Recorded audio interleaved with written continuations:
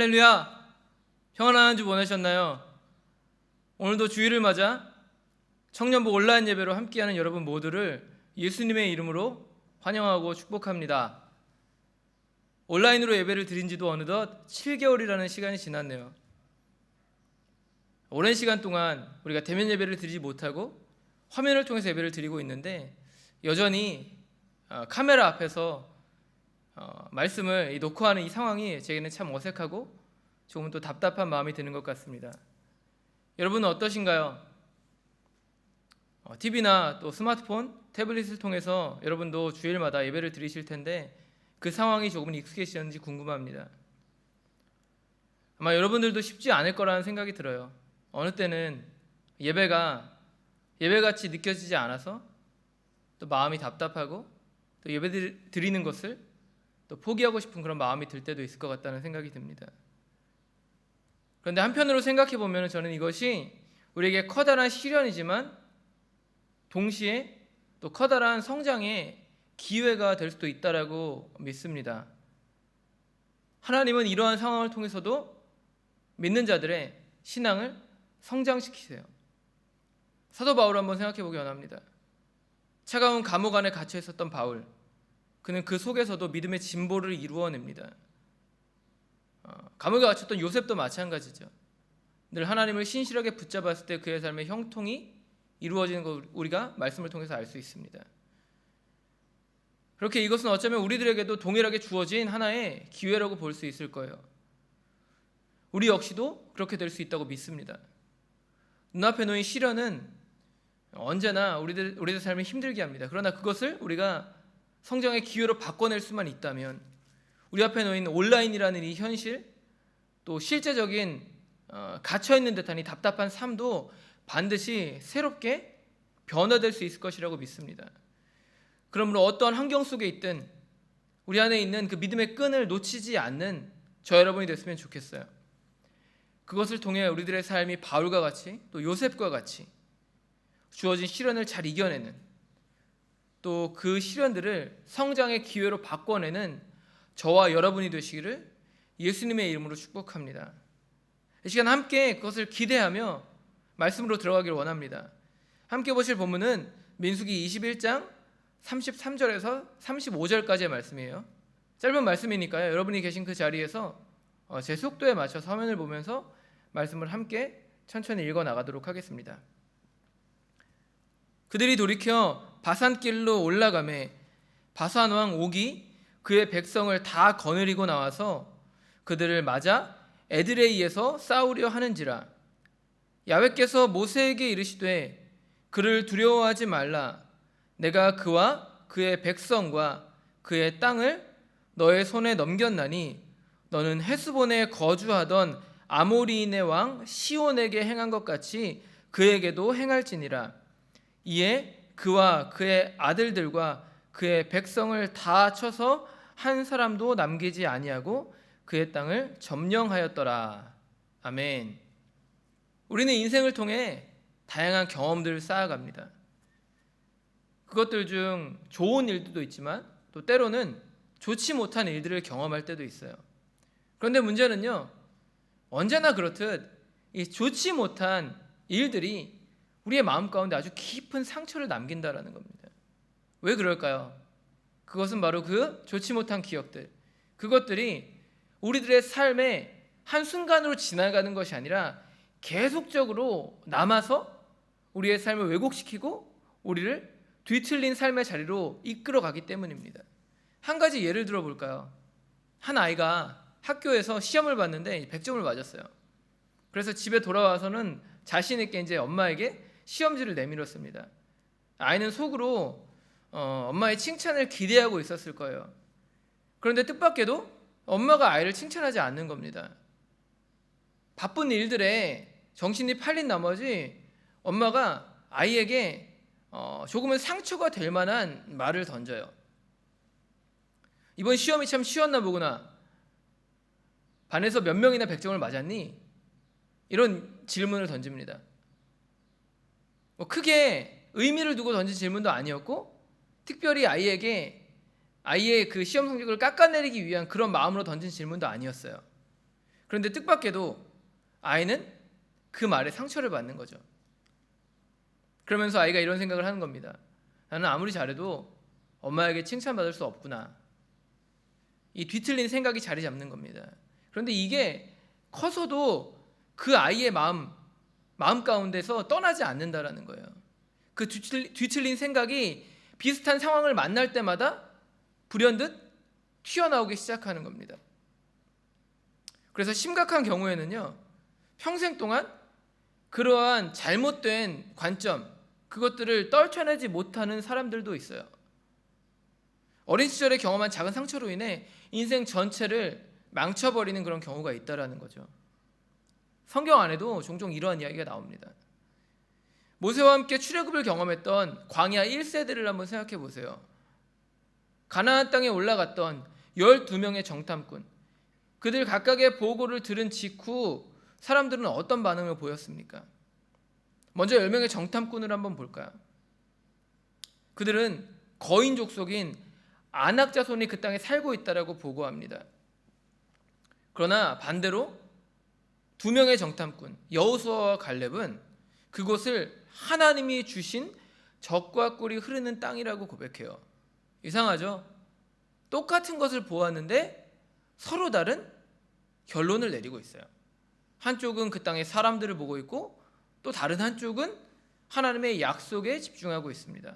왜 이런 일이 벌어질까요? 그것은 바로 그들 안에 있는 정체성, 그것이 달랐기 때문입니다. 먼저 10명의 정탐꾼을 생각해 볼까요?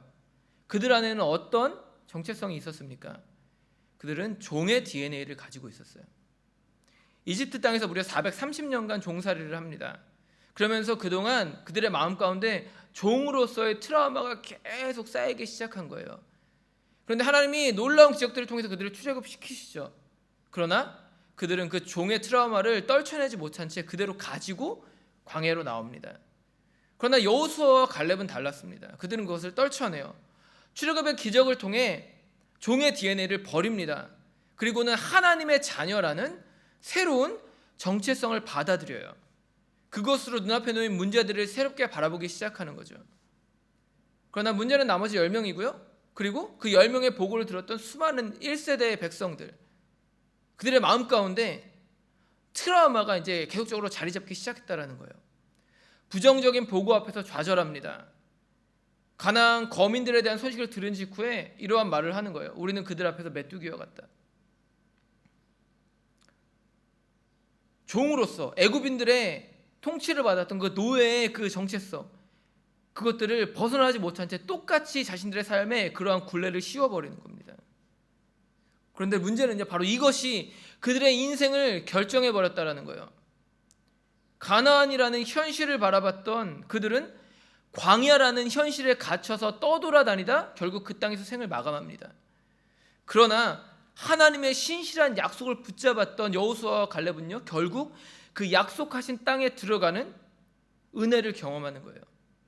그러므로 오늘 우리는 우리 안에 있는 잘못된 정체성, 우리 안에 쌓여왔던 트라우마, 우리 안에 쌓여있는 잘못된 DNA를 바르게 분별해야만 합니다.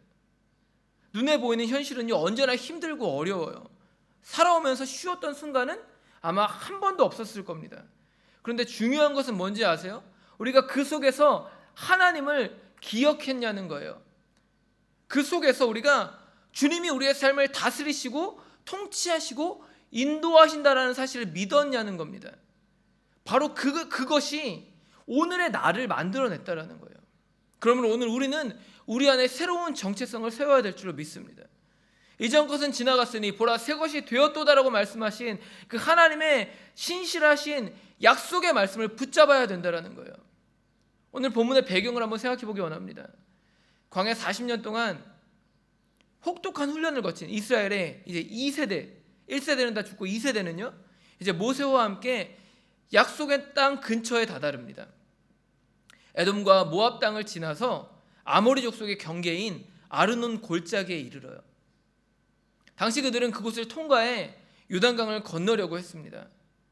광야 40년 생활을 끝내고 약속의 땅에 들어갈 준비를 그곳에서 이제 시작했다라는 거예요.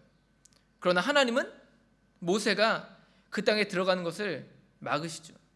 그로 인해 모세는 오늘 본문 21장 20절에 기록된 비스가 산꼭대기에서 가나안 땅을 바라보며 이 생을 마감합니다. 그것이 신명기 34장 1절에 기록된 느보산이죠. 그런데 하나님은 모세의 사역을 그렇게 허무하게 끝내시지는 않으셨어요. 생을 마감하기 직전에 그에게 아주 중요한 사명 한 가지를 맡기십니다. 그것이 무엇인가요? 그것은 바로 이스라엘의 다음 세대가 가나안 땅에 들어갈 수 있도록 그들의 그 전쟁을 위한 필요한 그 준비를 다 시키시는 것입니다. 그것이 바로 오늘 본문에 기록된 요단강 동편에서 치러진 아모리 족속과의 전쟁이에요. 사실 당시까지만 해도 이스라엘은 이 아모리 족속과 전쟁을 펼치는 것을 원하지 않았습니다. 원래 계획은요, 그 땅을 그냥 통과한 이후에 바로 요단강을 건너는 것이었어요. 그래서 그들은 아모리 왕 시온에게 그 땅을 지나가게 해달라고 이제 부탁합니다. 그 땅을 지나가는 동안 그들의 우물물도 마시지 않고 그들의 포도원이나 그들의 밭에 들어가지 않겠다라고 말해요. 그들의 살림을 망가뜨리지 않고 그냥 그 길로만 지나가겠다라는 겁니다. 그런데 어떤 일이 벌어지나요? 뜻밖에도 시온이 이것을 거절합니다. 그리고는 야하스로 내려와서 갑자기 이스라엘을 공격하기 시작해요. 이스라엘은 전혀 싸울 생각이 없었는데도 말이죠. 왜 시온은 이스라엘의 화친을 거부하고 굳이 전쟁을 선택한 걸까요? 이에 대해서 신명기 2장 30절은 이렇게 말합니다. 헤스본 왕 시온이 우리가 통과하기를 허락하지 아니하였으니 이는 내 하나님 야훼께서 그를 내 손에 넘기시려고 그의 성품을 완강하게 하셨고 그의 마음을 완고하게 하셨음이 오늘날과 같으니라. 여러분, 오늘 본문이 우리에게 전해주는 것은 무엇입니까? 그것은 바로 하나님 때문에 이 전쟁이 일어났다는 거예요. 하나님께서 그 땅을 이스라엘에게 주시려고 시온의 마음을 완고하게 하셨다는 것입니다. 하나님이 시온을 움직이신 거죠. 여러분, 도대체 하나님은 왜 이런 일을 벌이신 걸까요? 단순히 요단강 동편에 있는 땅을 주시기 원하셨기 때문일까요? 표면적으로 보자면 그럴 수도 있어요. 하나님은 그들에게 가나안 정복 전쟁을 준비시키기 위한 베이스 캠프를 구축하기 원하셨습니다. 그래서 그 요단강을 건너기 전에 후방에 진지를 구축할 땅을 주시는 거죠. 그런데 여기에는요, 영적으로 볼 때 매우 중요한 또 한 가지 이유가 담겨져 있습니다. 그것은 무엇인가요? 그것은 바로 당시 출애굽 2세대 안에 있었던 두려움이라는 영적인 트라우마를 하나님이 제거해 주시기 원하셨기 때문입니다. 시온과의 전쟁이 끝난 이후의 이야기를 한번 생각해 볼까요? 오늘 우리가 함께 읽은 본문이죠. 이제 그들은 가나안 땅에 들어갈 수 있는 입구를 확보했습니다. 진지를 구축했어요. 이제는 방향만 서쪽으로 틀어서 요단강을 건너기만 하면 됩니다. 그런데 어떤 일이 벌어집니까? 하나님이 그것을 막으세요. 대신에 방향을 틀어 바산을 향해 올라가게 하십니다. 거기서 바산 왕 옥과 다시 전쟁을 치르라는 거예요. 그런데 이것은 이스라엘이 생각해 볼 때 선뜻 이해가 되지 않는 명령이었습니다. 한번 생각해 보세요. 시온을 격파했습니다. 그리고 가나안 땅으로 들어갈 수 있는 요단강을 건널 수 있는 길을 확보했어요. 그런데 하나님이 지금 그것과 전혀 다른 명령을 내리십니다. 북쪽으로 무려 60km나 떨어져 있는 바산을 향해 올라가라고 말씀하시는 거예요. 거기서 또 다른 전쟁을 치르라는 겁니다. 여러분, 이게 이해가 되는 말인가요? 이스라엘 입장에서 볼 때에는 이것이 불필요한 전쟁처럼 느껴졌을 수도 있어요. 그런데 하나님은 그 명령을 바꾸시지 않는 거예요. 무조건 올라가라고 말씀하십니다. 거기서 바산왕 옥과 전쟁을 치르라는 거예요. 여러분, 하나님은 도대체 왜 이런 명령을 내리신 걸까요? 사실 당시 아모리 족속은 부족 연맹체의 국가를 형성하고 있었어요. 그래서 그 땅에 지역마다 왕들이 다스리는 그런 형국이었습니다. 그러니까 시온 왕이 있는 그 헤스본 지역과 바산왕 옥이 있는 지역이 한 민족이었다라는 거예요. 그렇기 때문에 혹여라도 시온을 무찌르고 가나안 땅으로 들어갈 때 이 바산 옥이 내려와서 그들을 칠 수도 있었던 그런 상황들이 있었습니다. 이게 표면적인 이유예요. 그래서 하나님은 요단 동편의 모든 땅, 남에서 북에 이르는 모든 땅들을 점령한 이후에 진지를 완벽하게 구축하고 그들이 가나안 땅에 들어가는 것을 원하셨던 것 같습니다. 그런데 여기에 이것보다 훨씬 더 중요한 이유가 한 가지 있는데, 그것이 바로 앞에서 말했던 영적 트라우마를 제거하는 일이었어요. 그들이 상대했던 바산왕 옥을 우리가 한번 생각해 보기 원합니다. 그는 어떤 사람이었을까요? 신명기 3장 11절을 보시면 성경은 그가 거인족 르바임의 마지막 남은 자였다라고 말하고 있어요. 그러면서 그가 쓰는 침상이 길이가 9규빗, 너비가 4규빗이었다고 말합니다.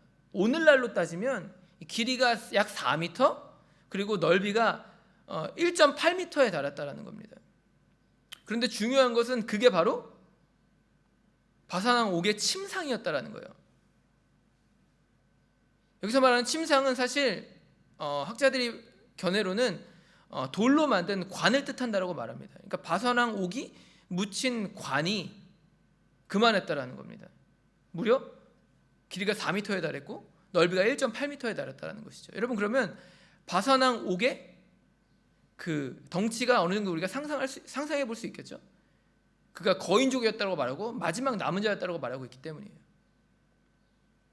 관의 크기를 생각해 보면은 1m 80의 키를 가진 건장한 남성 둘이 들어갈 수 있을 정도의 크기입니다. 그렇기에 그의 키는 적어도 한 3m 이상은 됐을 거예요. 어깨 넓이만 해도 좋게 1m는 넘었을 겁니다. 그런데 하나님이 그런 사람과 지금 싸우라고 말씀하시는 거죠. 불필요하게 60km나 올라가서요. 당시 이스라엘 백성들이 바산왕 옥을 마주대한 직후에 어떤 생각이 들었을까요?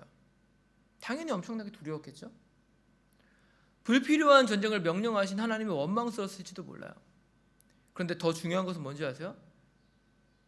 그것은 바로 그 순간에 그들이 40년 전에 들었던 10명의 정탐꾼의 부정적인 보고가 떠올랐다라는 거예요. 여호수아와 갈렙을 제외한 나머지 10명이 보고했던 가나안 거민에 대한 이야기, 그들 앞에서 우리는 메뚜기와 같습니다라고 말했던 자신들의 부모님 세대들의 그 불평과 원망의 소리들이 떠올랐다라는 겁니다. 그들 안에도 그러한 두려움들이 남아 있었기 때문이에요. 그런데 지금 하나님이 그들에게 뭐라고 말씀하십니까? 두려워하지 말라고 말씀하십니다. 그 땅을 너에게 이미 주었다라고 말씀하세요. 시온을 이긴 것처럼 바산왕 옥도 이기게 될 것이라고 약속하고 계십니다. 그리고 그 약속이 실제적으로 이루어져요. 결국 바산왕 옥은 이스라엘에 멸망당하고 하나님은 그들에게 요단 동편의 모든 땅을 허락하십니다. 그런데 여기서 중요한 것은요, 이것이 그들 안에 있었던 어떤 트라우마를 지워낼 수 있는 아주 좋은 기억으로 새겨졌다라는 거예요. 그로 인해 이제 그들이 여리고성을 점령할 때 필요한 어떤 영적인 자신감을 얻을 수 있게 되었다라는 겁니다. 여러분, 요단강을 건너기 직전의 상황들을 한번 생각해 보세요. 그들은 그들의 지도자였던 모세를 잃습니다.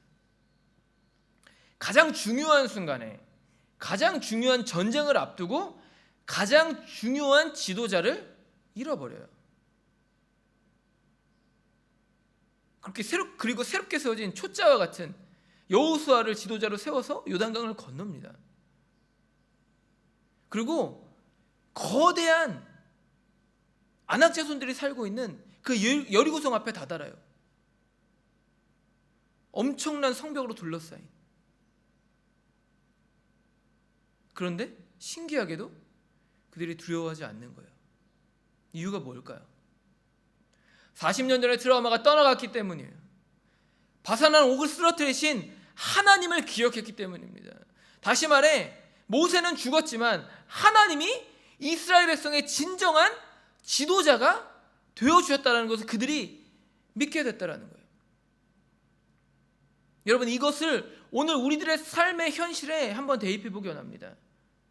오늘 우리들 앞에 있는 이 고난의 현실과 상황들, 이해되지 않는 현실들, 하나님 왜 나의 삶 가운데 이러한 고난을 주셨습니까? 하나님 왜 나의 삶 가운데 이러한 어려움들을 허락하셨습니까? 하나님 왜 내가 이것에 순종해야 합니까? 그때 우리가 분별할 것이 있습니다. 그 상황을 통해 하나님이 오늘 나에게 주시기 원하시는 것은 무엇인가? 우리가 그것을 생각하며 뒷걸음질 치는 삶을 벗어나서 하나님의 명령에 순종하는 삶을 살아야 된다는 거예요. 이전의 트라우마에 사로잡혀서 도망쳐서는 안 된다는 겁니다. 우리 앞에 놓인 시련의 이 현실은요, 여러분, 어쩌면 승리의 기억으로 바뀔 수 있는 아주 좋은 기회가 될 수 있다는 것을 잊지 말아야 된다는 거예요. 그리고 그것을 통해 하나님이 우리 가운데 예비하신 더 큰 일들을 이룰 수 있는 영적인 자신감과 능력들을, 권능을 우리가 얻게 될 수도 있다는 겁니다. 여러분, 예수님의 삶을 한번 생각해 보세요. 십자가를 지는 일은요, 분명히 수치와 멸시를 당하는 일이었습니다. 그러나 주님은 그것을 거부하지 않으세요. 광야 2세대가 바산으로 올라갔던 것처럼 예수님은 하나님의 명령에 순종하여 골고다 언덕을 묵묵히 오르십니다. 그리고는 그 무시무시한 십자가 앞에 서세요. 그러나 예수님이 그것을 거부하십니까? 아니요, 그것을 그대로 받아들이시죠. 거기서 하나님을 원망하시지도 않으세요. 실패했다라고 여기시지도 않습니다. 예수님이 십자가에서 마지막으로 하신 말씀을 한번 생각해 보세요. 십자가에 달린 상태에서 가상칠언의 7번째 말씀, 아버지, 내 영혼을 아버지 손에 부탁하나이다. 여러분, 예수님이 십자가에 달리셔서 숨이 끝나시기 직전에 그때 예수님이 뭐라고 말씀하십니까? 하나님께 아버지라고 고백하고 있어요. 여러분, 이것이 뜻하는 바가 무엇일까요? 고난과 죽음이 하나님과 예수님과의 관계를 단 1%도 깨뜨리지 못했다는 거예요. 예수님께는 어떠한 트라우마도 없으셨습니다. 왜죠? 하나님과의 완전한 사랑의 교제를 나누고 계셨기 때문이에요. 좋은 기억들만을 갖고 있었다는 것이죠. 그 기억을 가지고 십자가를 지셨기 때문에 부활의 영광에 참여할 수 있었다는 겁니다. 그런데 오늘 예수님이 우리에게 말씀하십니다. 그 하나님이 너희의 하나님이다. 여러분, 우리의 삶이 고난 가운데 있다라면 우리는 반드시 나를 향하신 하나님의 그 놀라운 사랑의 기억들을 다시 꺼내야만 해요. 그리고 오늘 하나님께서 우리 가운데 말씀하실 때 고난의 현실 속에서 그 말씀에 순종하여 우리들 앞에 있는 그 골고다 언덕을 우리가 올라야만 합니다. 그리고 그 언덕 가운데서 하나님이 명령하시는 일들을 이루어내야만 해요. 그래야만 우리들의 삶에 있는 모든 영적인 트라우마가 깨질 수 있는 겁니다. 그런데 거기서 끝인가요? 여러분, 그것을 깨트리고 나면 하나님이 우리의 삶 가운데 준비하신 가나안 땅이 있다라는 거예요. 하나님이 오늘 우리 가운데 고난을 주신 이유는 이 고난을 통해서 더 큰 것들을 이루게 하시기 원하시기 때문이라는 겁니다. 여러분, 우리는 살아가며 수많은 장애물을 만나게 될 거예요. 그런데 오늘 성경은요, 바로 오늘이 그때 만나게 될 장애물을 뛰어넘기 위한 하나의 훈련의 순간이라고 말하고 있습니다. 그러면 여러분, 오늘의 충실한 삶을 사세요. 예수 그리스도의 그 십자가의 은혜와 사랑을 기억하며 오늘의 충실한 삶, 오늘 예수님을 만나는 삶을 사세요. 오늘 하나님과의 좋은 기억들을 만드시기 바랍니다. 어떻게 해요? 말씀에 순종하여서 하나님이 명령하신 그 길을 걸어 올라가서 하나님이 약속하신 땅을 취하는 그 권능의 삶을 통하여 능력의 삶을 살아내시라는 거예요. 한 주간의 삶 속에서 여러분, 그것을 통해서 우리 안에 있는 영적인 트라우마, 두려움과 걱정, 근심, 분노, 답답함들을 다 씻어내는 여러분 모두가 되시기를 주님의 이름으로 축복합니다. 또 그것을 통해 우리 앞에 이제 미래에 다가올 장애물들을 돌파해낼 수 있는 영적인 근육들을 만들어내는 한 주간의 삶을 사시기를 예수님의 이름으로 축복합니다. 함께 기도하겠습니다. 하나님, 오늘도 귀하고 복된 예배를 통하여 우리를 불러 모아주시고 우리 안에 있는 영적인 트라우마를 깨트리기 위하여 주님의 말씀에 순종하는 삶을 사는 것, 그것을 다시 한번 배우게 하심에 감사드립니다. 하나님, 우리 앞에 놓인 현실은 암울하고 답답합니다. 그러나 하나님, 이 현실을 통하여서도 주님께서는 우리를 반드시 성장시키십니다. 이 고난의 현실을 돌파해내는 일을 통하여서 우리 안에 있었던 영적인 트라우마를 깨트리실 것입니다. 하나님, 그것을 기억하며 오늘 우리 앞에 놓인 현실 가운데 뒷걸음질 치지 않게 하여 주시고 도망치지 않게 하여 주시고 하나님의 말씀을 의지하여 순종하여 하나님이 주신 승리를 취하는 우리 모두가 될 수 있도록 붙잡으시고 인도하여 주시옵소서. 그것을 통하여서 앞으로 예비된 가나안을 취할 수 있는 영적인 자신감과 영적인 근육들을 쌓아가는 한 주간의 삶을 살아갈 수 있도록 우리 모든 청년들의 삶을 축복하시고 인도하여 주시옵소서. 함께 하시고 인도하실 주님의 이름을 찬송하며 사랑 많으신 예수님의 이름으로 감사하며 간절히 기도드렸습니다. 아멘.